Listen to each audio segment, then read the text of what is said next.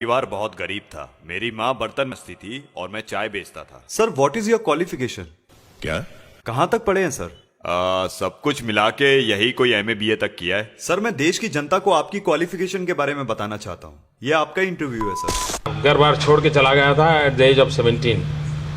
मेरी कोई पढ़ाई वढ़ाई नहीं हुई है दोस्तों, आपको शायद आश्चर्य होगा जान करके। तो मैं स्कूली शिक्षा गांव में किया, और जैसा मैडम बता रही थी ना कि अपनी शिक्षा के कारण आदमी आगे नहीं बढ़ता है, तो मेरी शिक्षा ही नहीं हुई है।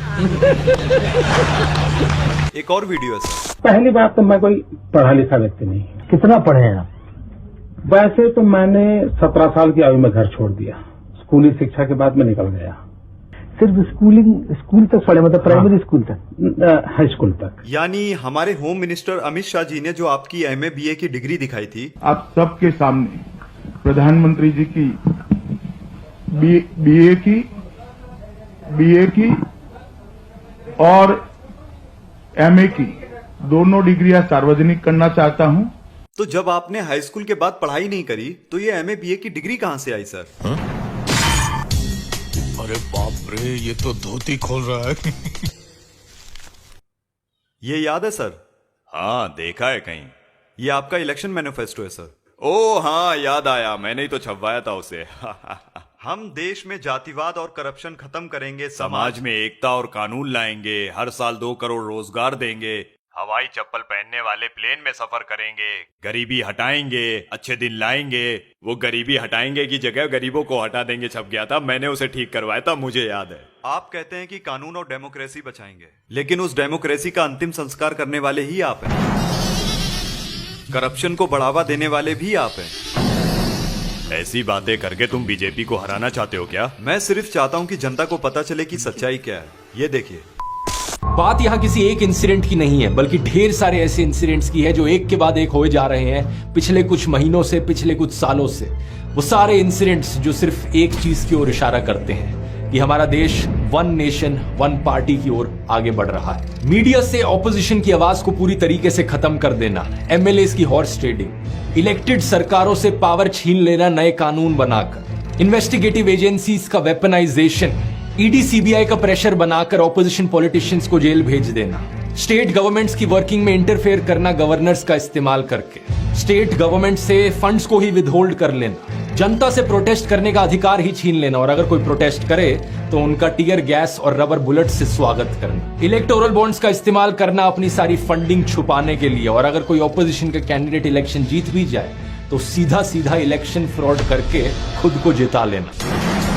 2 महीने तक मणिपुर जलकर राख हो गया क्योंकि आप चुप रहे। आज इस देश का हिंदू मुसलमान आपस में ही लड़ रहा है आपकी वजह से। आपने कम्युनल डिस्क्रिमिनेशन पर कोई कार्रवाई नहीं करी क्योंकि आप धर्म के बगैर इलेक्शन नहीं जीत सकते, है ना? क्या पकड़ा है? इस वीडियो में बीजेपी का नाम खराब करके वीडियो वायरल करने के लिए बेबुनियादी बातें कर रहे हो तुम। नो सर, आम जनता खुद परेशान है आपसे। मोदी जी, ये चुंगरिंग मेरे तरफ से मैसेज देना चाहता हूँ।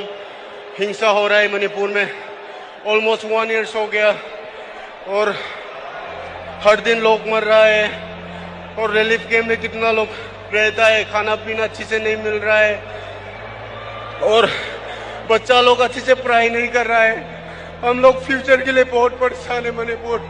और मोदी जी, आप एक बार आके मणिपुर में विजिट कर लीजिए और जल्द से जल्द मणिपुर को शांति चाहिए, प्लीज। कीड़े पड़ के मरेगा तू, कीड़े पड़ के भड़वे। आप कहते हैं कि देश करप्शन फ्री हो गया है, लेकिन करप्शन को नई दिशा देने वाले ही आप हैं। ये रिपोर्ट देखिए सर।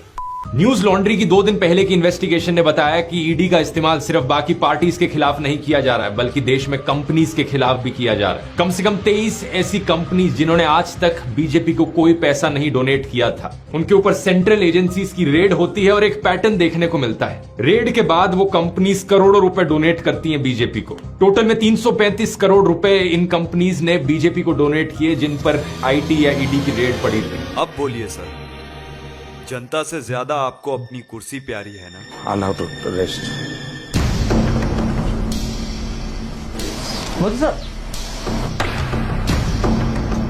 बोलिए सर।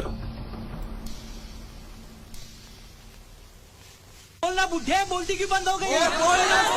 कैमरा बंद कर। ईडी की रेड करवा दूंगा। अमित शाह, देशद्रोहियों बंद करो, ये बंद करो। अबे चप्पल नीचे कर, ये असेंबली नहीं है। अरे इनको बोला ना, ये लोग क्यों नहीं बंद कर रहे? बेवकूफ, ये लाइव टेलीकास्ट से लाइव क्रिकेट मैच की तरह सारे देश की जनता देख रही है। चप्पल नीचे कर। माइक पकड़कर जनता के सामने तुम मुझसे कुछ भी सवाल पूछोगे और मैं तुम्हें उसका जवाब दूंगा। क्यों? जवाब देना आपकी ड्यूटी है सर, इसलिए देश की जनता ने आपको चुना है। मोदी जी, बहुत हो गया इंटरव्यू, देश की सेवा करने चले। अच्छा तो इंटरव्यू खत्म ना। जय श्री राम।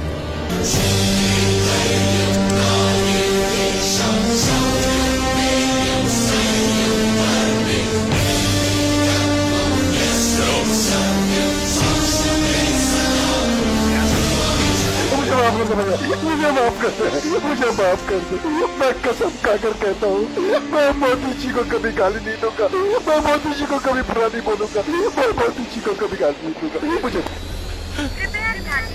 क्या यहाँ भी बुलडोजर चलने लगा? ऐसा कौन पावरफुल आदमी है जो आप बुलडोजर लेके तोड़ दिए? इसका तमाशा बना दिया कि किसी का घर बुलडोजर से तोड़ देंगे। 5-5 लाख सबसे हम दिलवाएंगे इनको। और दीजिए क्रिमिनल्स को वोट, और दीजिए क्रिमिनल्स को।